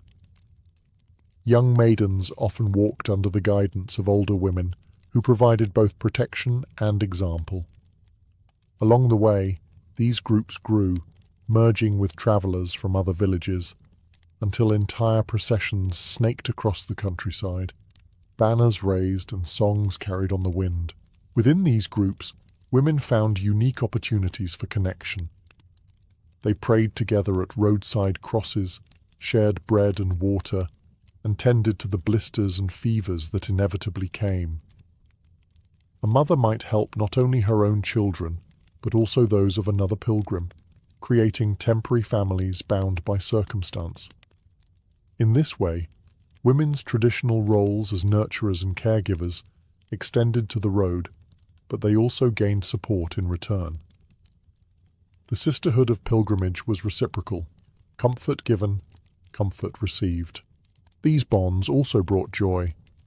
Long days of walking were lightened by songs, stories, and laughter.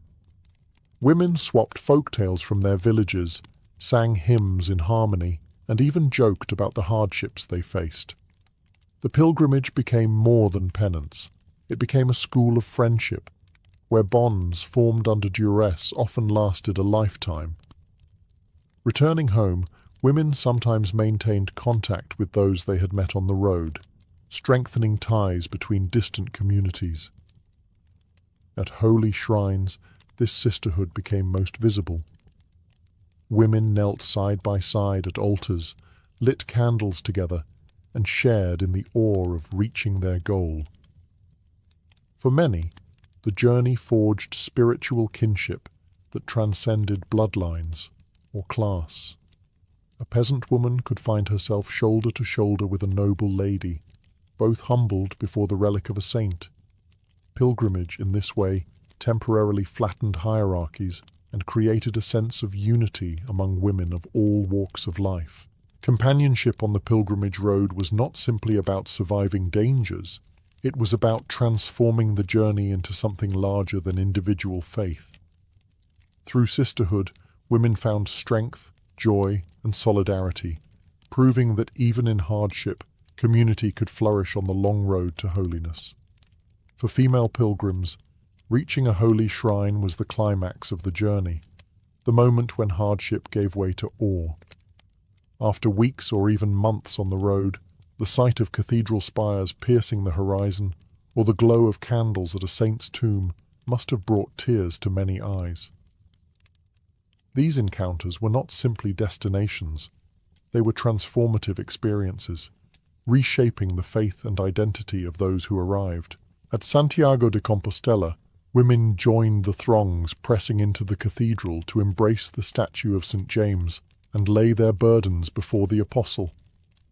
They lit candles, offered coins, or left personal tokens, a lock of hair, a garment from a sick loved one, as tangible prayers. In Canterbury, they knelt at the shrine of Thomas Becket, whose blood spilled in martyrdom was believed to heal the sick. Women bathed in holy springs, touched relics, and prayed with fervor, hoping that each act of devotion might bring healing, forgiveness, or renewal. The rituals were often sensory and overwhelming. Bells rang, incense filled the air, and chants echoed from the choir stalls. For women accustomed to the plainness of village chapels, these great shrines dazzled. Here, they could feel part of something vast, a Christendom that stretched far beyond their fields and cottages. To participate in the grandeur of the shrine was to experience the universal church, with women fully included as worshippers and witnesses. Yet encounters at shrines were not only about individual devotion, they were social events. Pilgrims from across Europe mingled in the same sacred space, exchanging stories of their journeys. Women from distant lands compared tokens, swapped recipes, or traded small gifts. These meetings turned shrines into crossroads where culture, language, and faith intertwined. For many women, this was the first time they encountered people from so many backgrounds, and it broadened their understanding of the world. Importantly, shrines also offered spaces where women could assert agency. Some took on leadership roles, organizing group prayers or caring for weaker companions at the altar. Others brought back holy water, blessed tokens, or indulgences to their villages, becoming carriers of spiritual power. By bringing the shrine home in physical or symbolic form, women became mediators of holiness for their communities. Encounters at shrines crowned the pilgrimage with meaning. The relics touched, the prayers whispered, and the candles lit were not the end of the journey. They were its transformation. For women pilgrims, these sacred encounters validated every mile endured and turned the hardships of the road into blessings of the spirit. Though countless women set out on pilgrimages anonymously, history has preserved the stories of a few whose journeys became legendary. Their accounts give us rare glimpses into the courage, faith, and resilience that female pilgrims embodied. One of the earliest and most remarkable was Egeria, a noblewoman from the late 4th century. She journeyed all the way from Western Europe to the Holy Land, traveling across mountains and deserts to visit biblical sites. Her detailed letters, preserved by monks, describe not only the places she visited, but also the liturgies, prayers, and customs of early Christianity. Egeria's writings remain one of the most important sources for historians, proving that women could be both devout pilgrims and keen observers of the wider world. Centuries later, Marjorie Kempe of England became another unforgettable figure. A mother of 14 and often criticized as eccentric, Marjorie felt called to a life of devotion. She undertook multiple pilgrimages in the 15th century, traveling to Canterbury, Santiago de Compostela, Rome, and even the Holy Land. Her emotional style of prayer, often involving weeping and ecstatic visions, made her controversial. Yet her Book of Marjorie Kempe is considered the first autobiography in English. Through her, we see how pilgrimage could transform a laywoman into a voice of spiritual authority. Royal and noble women also walked these roads. Queens and countesses travelled to shrines to seek fertility blessings, pray for victories, or atone for political actions. Their journeys were often recorded in chronicles, emphasizing their piety as well as their influence. For example, Eleanor of Aquitaine famously undertook the Second Crusade alongside her husband, Louis VII, in the 12th century. Though her pilgrimage had political and military dimensions, it still reflected the idea that women, even of the highest rank, sought redemption and meaning through sacred travel. But not all famous female pilgrims were noble or visionary. Some were remembered in miracle collections. Simple women healed at shrines, widows protected on dangerous roads, or mothers whose prayers for their children were answered. Their stories, though less grand, were preserved by the Church as proof of divine intervention, placing ordinary women alongside saints in the spiritual record. These famous figures remind us that female pilgrimage was never marginal. Women were chroniclers, visionaries, leaders, and examples of devotion. Their journeys inspired others, proving that the act of walking in faith was open not only to monks and knights, but to women of every station, from queens to village mothers. For female pilgrims, the end of the journey was not simply the walk back to their village. It was the transformation of everything that followed. Returning home meant carrying the weight of the pilgrimage into daily life, and women often became storytellers, teachers, and symbols of devotion for their communities. One of the first tasks was to share tangible proof of the journey. Pilgrimage badges, like the scallop shell from Santiago de Compostela or a lead medallion from Canterbury, were proudly displayed. Women wore them on cloaks, hats, or belts, silent yet powerful tokens that said, "I walked the road, I saw the shrine, I prayed at the tomb." Some brought back holy water, oil from lamps, or relics blessed at the shrine, which they distributed among family and neighbours. These sacred souvenirs extended the power of the pilgrimage beyond the individual, becoming a blessing for entire households. But perhaps even more important than relics were the stories. Around hearth fires or during communal gatherings, women recounted their adventures, the hardships of the road, the kindness of strangers, the grandeur of cathedrals, and the miracles they had witnessed. For communities where most people would never leave the village, these tales were windows into a wider world. Female pilgrims became unofficial chroniclers, their voices weaving together faith, folklore, and first-hand experience. Some women returned transformed in reputation as well as faith. A peasant woman who had walked to Canterbury might gain new respect as a figure of piety. A widow who completed the Camino de Santiago could be seen as a living witness to perseverance. In some cases, women became informal spiritual leaders, sought out for advice or healing prayers because of the holiness associated with their journey. Yet reintegration was not always easy. Some women faced skepticism. Were their travels truly holy, or had they been an excuse for freedom? Marjorie Kempe, for example, often faced ridicule upon her return, her emotional expressions of faith misunderstood by her neighbours. Still, the courage to take the road and return marked women in ways that could not be undone. Ultimately, returning home meant stitching the extraordinary back into the ordinary. Pilgrimage did not end at the shrine. It continued in the sharing of blessings, in the retelling of stories, and in the subtle ways women reshaped their communities with the spiritual strength they had gained. In this way, their footsteps lingered long after the journey was over. Though centuries have passed, the footsteps of medieval women pilgrims still echo across Europe's holy roads. Their journeys, once risky acts of faith, left legacies that shaped not only their own communities, but also the broader culture of pilgrimage. Women's stories, whether recorded in chronicles, miracle collections, or in the fading memories of villages, testify that they were never silent participants, but vital threads in the fabric of medieval devotion. One legacy lies in the democratization of pilgrimage. Female pilgrims proved that the sacred road was not only for monks, knights, or clerics, but also for wives, mothers, widows, and maidens. Their presence reminded society that holiness could be pursued by all, regardless of gender or status.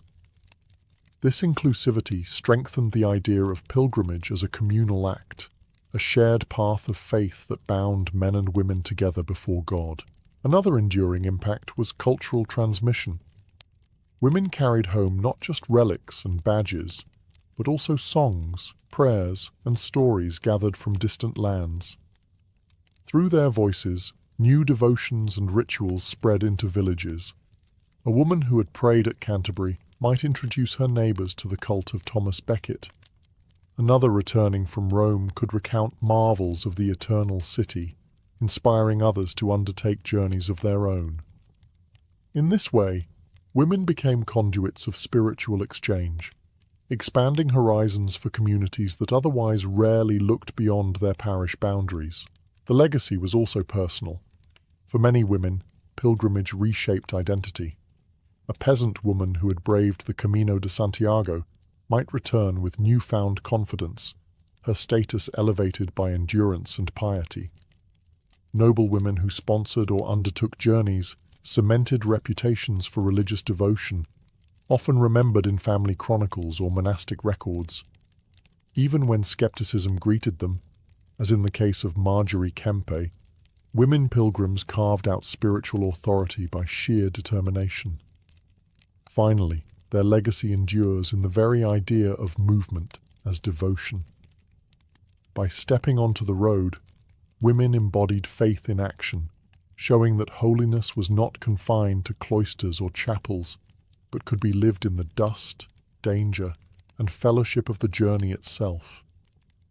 Their courage paved the way for future generations, reminding us that the search for meaning often begins with the willingness to walk. The legacy of female pilgrims is thus not measured in the distance of their journeys, but in the way their devotion reshaped communities, broadened horizons, and left lasting footprints on the spiritual landscapes of Europe.